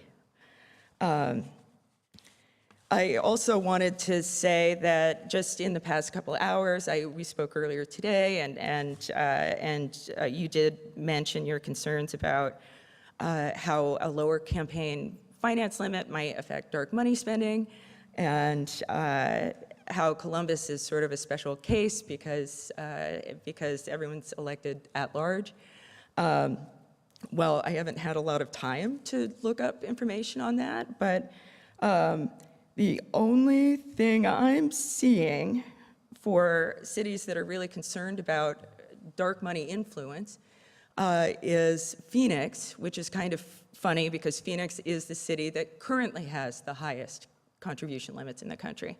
So if there's a correlation between dark money spending and the size of limits, if lower limits cause dark money spending, I would be really interested in seeing that data. And I'll be doing research on that too. As far as the at-large part, I believe, based on my quick search, that indeed, Columbus is the biggest city in the country that has all at-large elected seats, but there are lots of examples of cities that are bigger than Columbus that have much lower contribution limits, that have at least some at-large seats. So people who are trying to reach a large number of voters by relying on lower contribution limits than the proposed $13,000. And finally, I have just one question that I forgot to ask you earlier. Why are political parties excluded from the contribution limit? And as far as I can see, all other parties are included. So that's all. Thank you. Thank you for your testimony. I really appreciate our discussion earlier as well. The one thing I asked, and I don't know if you had time to clarify, of the 248 survey respondents, how many are Columbus residents versus, you mentioned someone out of state participating? Yeah, like my mom and a couple of my friends from graduate school who did live in Columbus but don't anymore. We can exclude those results from the survey. I think that's not more than 10 or 15 people out of the 248, but I'd be happy to share that data with you and give you all of the results of the survey so you can take a look. It shows people by name and zip code and address and even IP address. So I'm not sure about the ethics of sharing that information without people's permission, but at least I could say it's fairly reliable information as far as my standards. And as I shared, given some of my experiences, I'm always hesitant to legislate by survey. Mm-hmm. As a former elections director, people overwhelmingly support, and as I shared with you, voter ID to vote. My experience is that bars a lot of people's participation, isn't currently required to some extent, but it passes overwhelming. People feel, oh, you need an ID to go to the bank, you need an ID to do this. And so when surveys are used as the basis for legislation, I always get a little hesitant of how deep and impactful the problem or potential solution is being presented. And so since I shared that with you, wanted other people to be aware that personally, that's always been a hesitation. I always cringed during my time, particularly at the State House, when they would say, oh, voter ID, look at this polling. It polls through the roof. But it does not allow people to participate. It doesn't provide the solution. And while I know it's not apples to apples, it's an example of where looking to polling or surveys could create unintended consequences or a disservice without people being able to study. And I know the request was council look at it further, you commission the study, put the ball kind of in our court, and I think there's a willingness and desire to do that. Just realistically, to have something in place before this municipal election, we're not going to be able to capture that. But I really appreciate the time you took today and your testimony this evening. Thank you. Next is Sandy, followed by Mark Harper.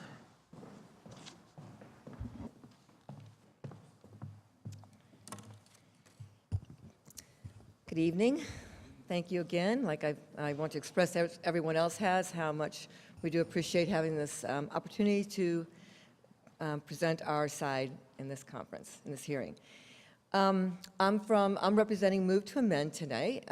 We are an organization, a movement that wants to abolish the ideas that corporations are people and money is speech. And for that reason, again, we are very much in favor of having a campaign finance reform discussions.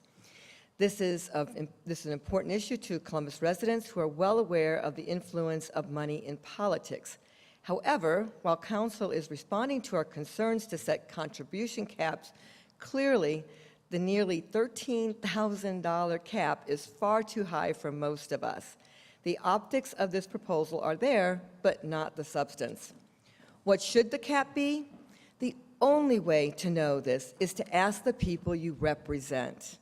To ensure a fair playing ground, I urge that you focus on those who make minimum wage. Ask everyone, but ensure that they are part of the survey, should I say, or at least part of the response. What can they reasonably afford?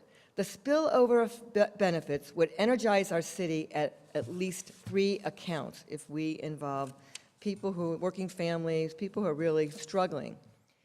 1, bringing the issue to the public rather than rushing it through to a vote demonstrates the city council members that city council members genuinely care about transparency and democracy and all of their constituents, all of them.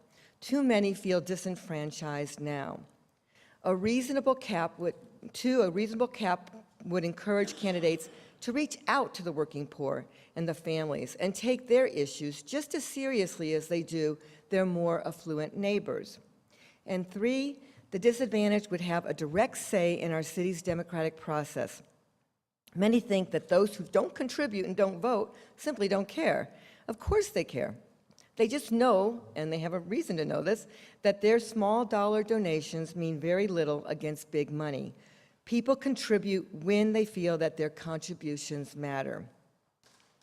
Which brings us to wealthy donors. Those who can donate $13,000 to one candidate tend to be well positioned to make the maximum contribution to every candidate. Again, people and corporations as well contribute when they feel that their contributions matter, that it will somehow pay off for them. And I watched a clip recently of Donald Trump when he was campaigning one of the debates, and he said, I love this idea because I give to everybody. I gave to Hillary, I give to everybody. And he can give as much as he wants. I hope this last point resonates, that people contribute when they think that it's going to matter. No matter how honest officials may be, accepting big donations create links, perhaps unwittingly, between them and big money. They may not like this, they may not want this, but every candidate, given this fact, must ask why anyone or corporation would give them the equivalent of a year's pay for many people living in Columbus. For most of everybody else, it's going to be a huge portion of their pay. Invariably, a donation of $13,000 showcases a financial investment rather than civic interest. Candidates who do not understand this, and I'm sorry to say this, but it's out of touch, most Ohioans, most people in this country understand that there's a connection. Those who do get it, and there are a growing number of them, refuse to take corporate funds. Yes, We Can candidates in Columbus were among them, and they did quite well in the elections despite being outspent 10 to 1 or more. For a genuine democracy, we need a reasonable gap. I love Columbus for what it is, for what it was, and kind of still is, but not for what it is becoming. We were LGBTQ friendly before other cities, welcoming to refugees, and an affordable place to live. Now it's all about luxury apartments, tax rebates to the wealthiest, and high taxes for the rest of us, along with reduced city services. Charter schools are another issue, but never mind. My ask of you today is that you stand with the people, and hence for a cap that invites everyone, even the working poor and their families, to be part of our election. This figure, $12,707.79, obviously conjured by an elite group, is downright ridiculous. Even the federal government limits contributions to presidential candidates to $2,700. Columbus is a city, not a country. I propose a $250 cap per person with a maximum perhaps $500 if necessary. Of course, if city council members would really like to reform campaign financing and get rid of dark money, it could do so in one stroke by passing the Move to Amends We the People amendment. This amendment would abolish the notion that corporations are persons and thus entitled to constitutional rights, including the right to contribute to campaigns. The idea that that money is speech, which doesn't make sense to the rest of us. The question is simple. Does City Council represent those who can afford to donate thousands of dollars, or to us, the lifeblood of the city, who want to participate but cannot do so on a par at that level? And again, I thank you so much for taking our testimony today, and I applaud you, for whatever reasons other people aren't here, I applaud the fact that you decided to hold this hearing and that you are here singularly taking the rest of our testimonies. So that's it. Thank you, Sandy. Any questions? No questions. Okay. Can I say one other thing then? Because you said that when you said just come and meet me, I've seen you at some of these things. I really appreciate that you hold these hearings. I try to go to them when I can.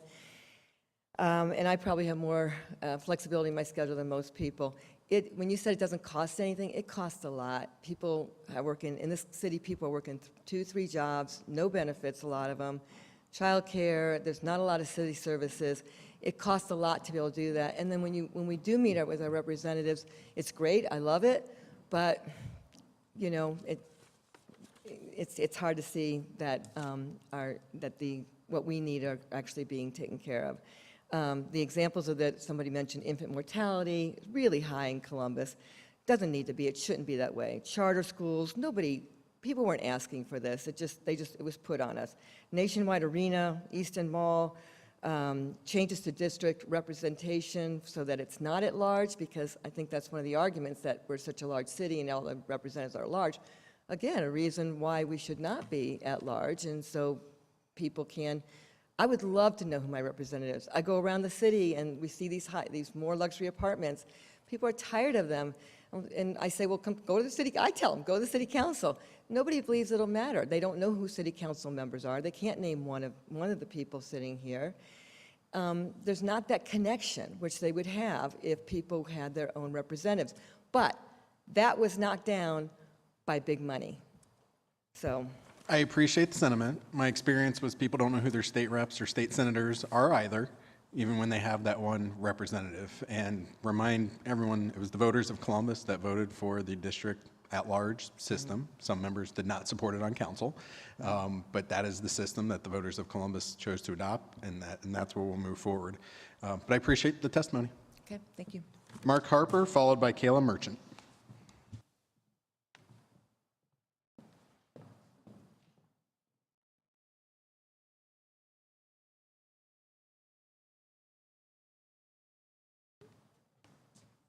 Well, hello again. Like you said, my name is Mark Harper. I reside at 6615. I'm in the greater southeast area. I'm also a commissioner. kind of want to say ditto about the former commissioner said.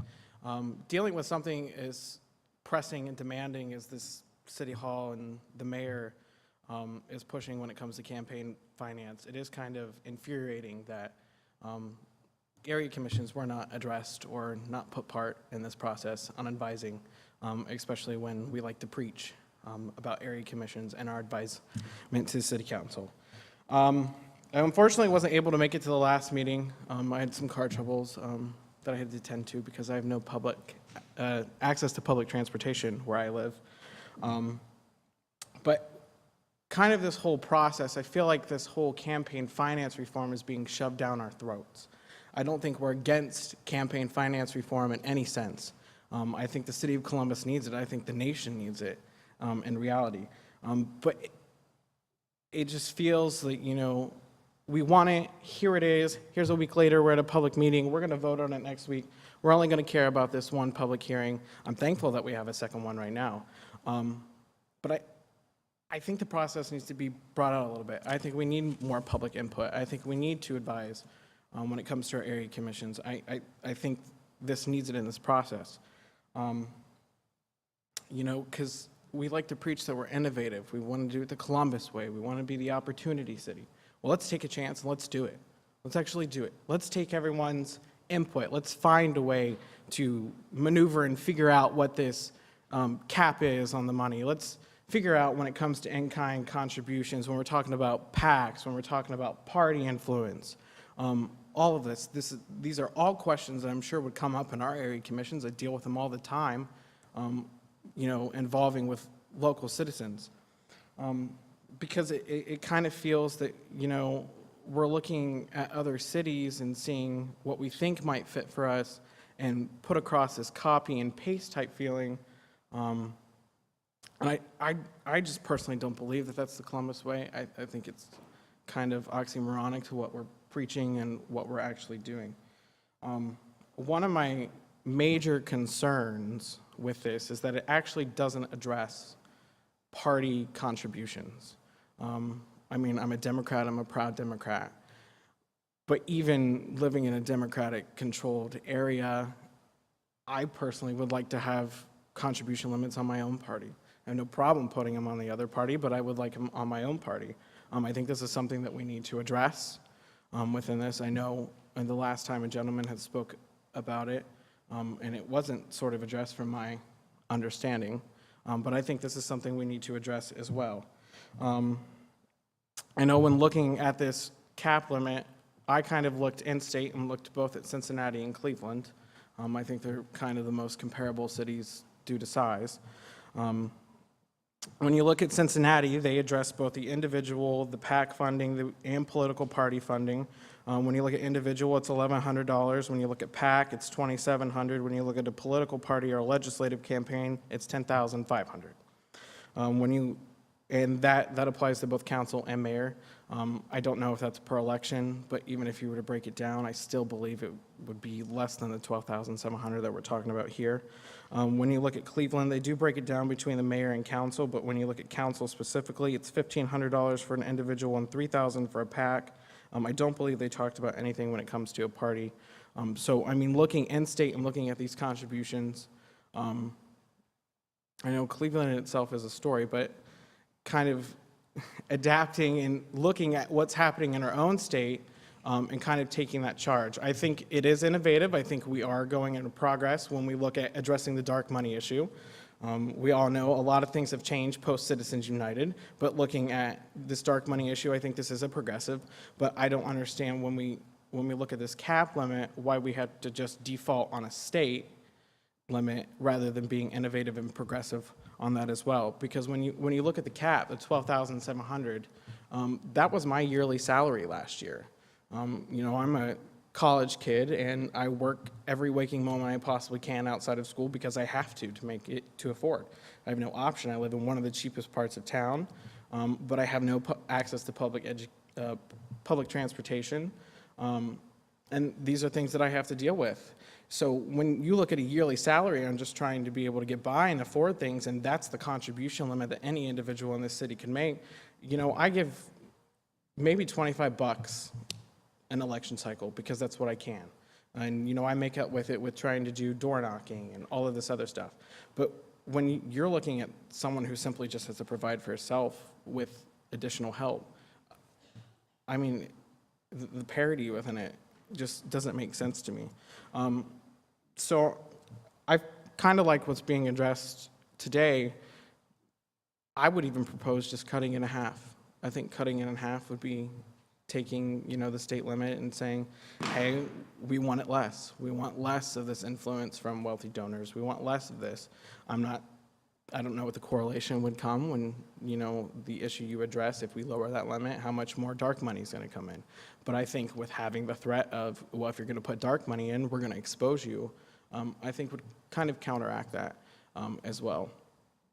And I think the last thing I do want to address, being an area commissioner, I do believe that there's a correlation when it comes to campaign donations and what happens within our city. Not to say that that's you. I do think you are kind of the rare aspect in today's modern politics. I know that was something that was passed down from your father. You're both very involved with your community. You believe in public service. But being involved in an area commission, I see where the money goes. Where the money goes, that's where the change goes. You know, Easton was thrown up. Eastland Mall butts my area. I know what happens when tax abatements occurs. I know what happens to the surrounding communities. I know the economic disparities that are occurring.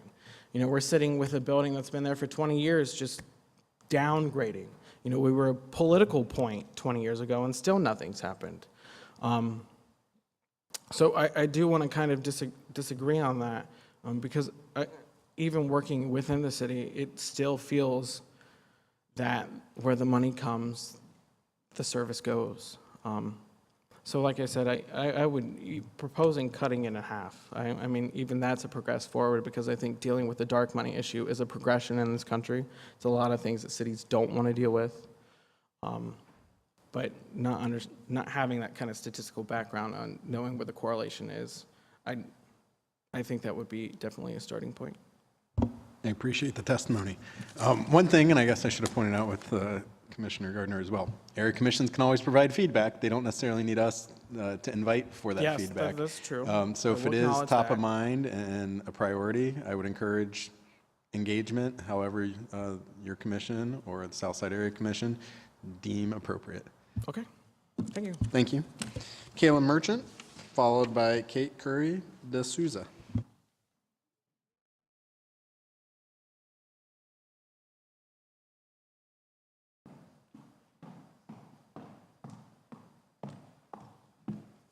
Good evening. Thanks for being here and thanks for willing to listen to all of our testimony. I know we appreciate it. So I think as we all know by this point, several members of Yes We Can have been working for probably the better part of the last year on campaign finance reform.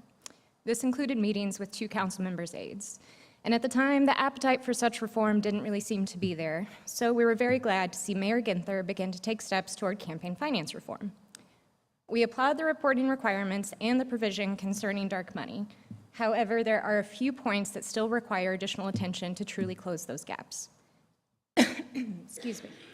1, the limit absolutely must be lowered. $12,000 plus is the same amount for state level races. It's not appropriate for citywide races, especially given that state terms are different from municipal terms. The number is still incredibly high and lends credence to the narrative of the elite residents and business owners of Columbus having excessive influence over the direction of the city.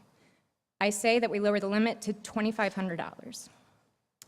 2, the limit must apply to political parties. It is unreasonable to have these limits not apply to the Franklin County Democratic Party and to the Franklin County Republican Party. It is widely known that money is transferred to candidates or to their respective committees by way of the political parties, and this is a gaping hole in the proposed legislation. My personal fear is that this will make political parties even stronger than they already are and will only serve those in power within those parties, while the voices of others are shut out. 3, the limit should cover the entirety of a term. This should not just be an every calendar year contribution limit. This should apply to the election cycle in which a candidate is going to be running. This offers an unfair advantage to incumbents as they're able to collect the total limit each year of their term from their donors, while those seeking to challenge incumbents are left to make up for lost time and oftentimes without the help of donors with deep pockets. This is an inequitable process, and it is our responsibility as citizens, public office holders, and community leaders to address the inequity together and ensure there's a level playing field.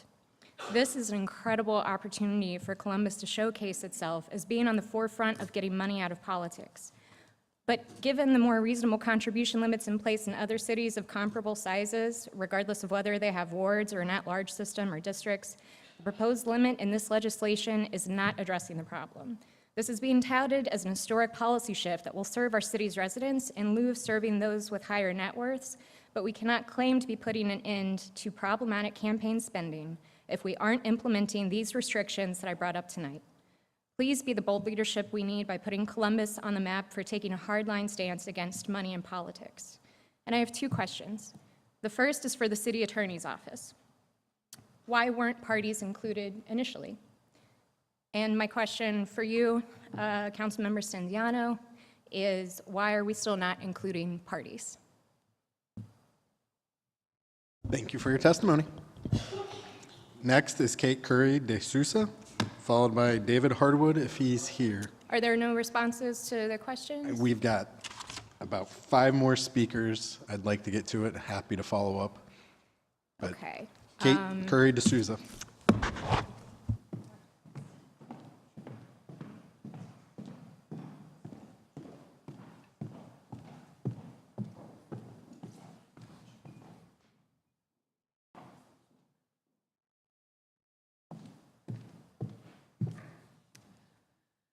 Good evening, Council President Pro Tem Stinziano. My name is Kate Curry de Souza. I'm a proud Near East Side resident and also a District 2 Commissioner for the Near East Area Commission.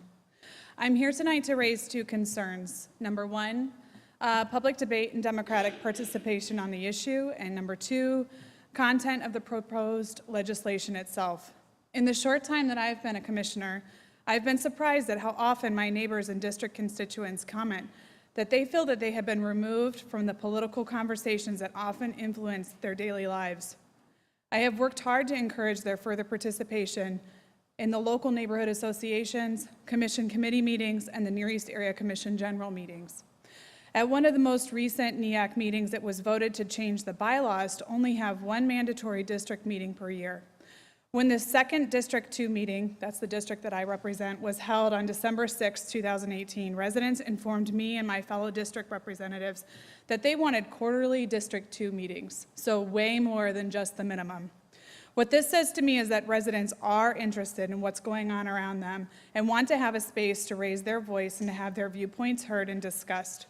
Often I think that we get so invested in reform and the changes that we're trying to create that we forget who we're serving here. We're in service to the fellow residents of Columbus.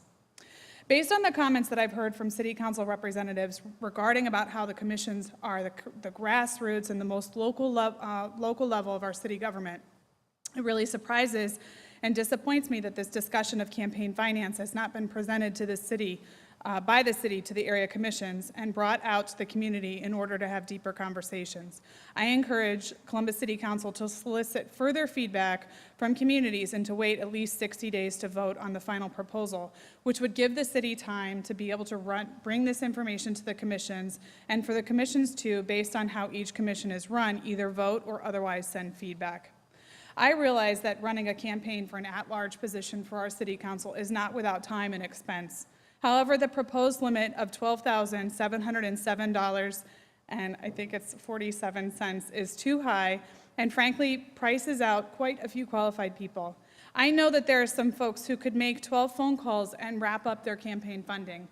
For the rest of us, raising nearly $13,000 would take many months.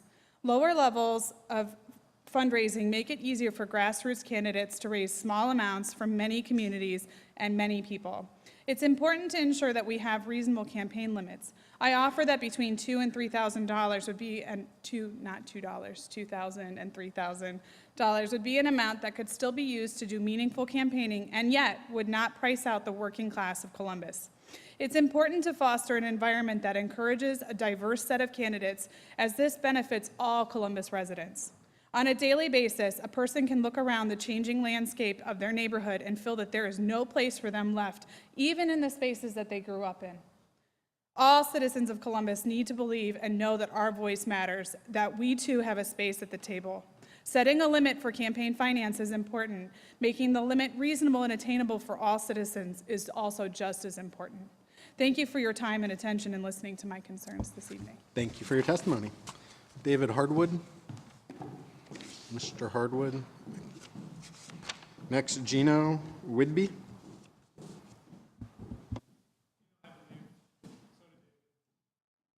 Our last speaker is Tyler Shipley.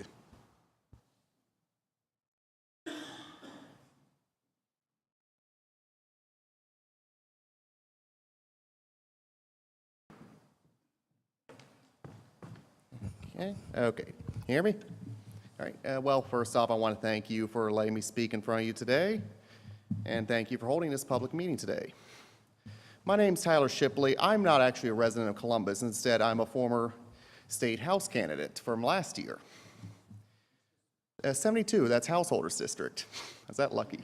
Is that lucky SOB there? But I'm here because I am concerned about the campaign contribution limit, because I believe it sets a precedent that the absurd limit that is to state candidates is acceptable, which, even when I was a candidate, I did not believe so either.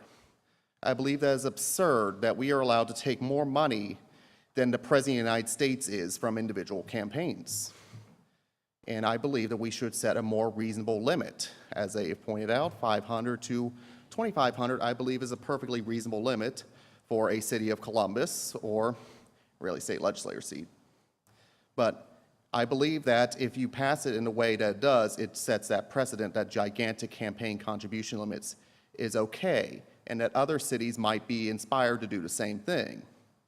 And we cannot do that. I believe that Columbus can stand as an example that we do not tolerate corruption. We do not tolerate pay-for-play politics. We do not tolerate the rich bribing out politicians. We do not tolerate these gigantic campaigns that we've been running today. There's been a 2015 Princeton study that showed that policies passed in America do not correlate with what the working class want. They correlate perfectly, though, with what the donor class, the people who can afford $12,000 to donate to a random candidate, can. And that is unacceptable. That is an erosion of our democracy that creates an oligarchy, as many would point out. And I believe that the Columbus City Council should lower the limit, along with that, make sure that that political parties cannot be used to basically money launder money into campaigns. The dark money stuff, I believe, is great, and is stuff I would have proposed in the State House myself. But also what I would have proposed in the State House would have been hard limits on how much a campaign is allowed to raise and hard limits on how much someone can donate to a campaign. Is there any other questions you have for me, or any others? I do not have any questions. Appreciate you taking the time. I just have one last question is, how much money, obviously at-large district's a large district, but how much money realistically do you think a single campaign needs? I don't know how to answer that question. I think it's going to depend on the candidate, their background, how well they're known. Say maybe they were a wide receiver for Ohio State or not, and the city of Columbus will impact what kind of resources they may need. Okay, let's say like an average incumbent. How much do you think they would need? Mr. Shipley, I don't have that information at hand. You have a guess, an estimation? Are you done with your testimony, Mr. Shipley? Okay, I'm just asking. Thank you. Thank you. Appreciate you coming and testifying tonight. Thank you all for those that came and provided testimony. Really appreciate the engagement from everyone. And those watching from home, and as always, as we shared, please feel free to add additional insights, participation by emailing me at mstinziano@columbus.gov or contact my office at 614-645-8084. I'd also like to thank the Administration's Chief Policy Advisor, Brian Clark, for his engagement and ongoing dialogue on this proposal, as well as Mr. Shin and Mr. Cognice from the City Attorney's Office for helping answer questions. I'd also like to thank those at CTV for helping us get those information to those outside of council chambers tonight, and to members of the council staff who helped coordinate tonight's hearing. Based on what we heard tonight, I will share, and I know my colleagues are committed to ongoing dialogue and discussion about what we heard tonight and what we've heard outside of just today's hearing, with the shared timeline goal of adoption for implementation for the 2019 municipal election cycle. Thank you all again. This hearing is adjourned.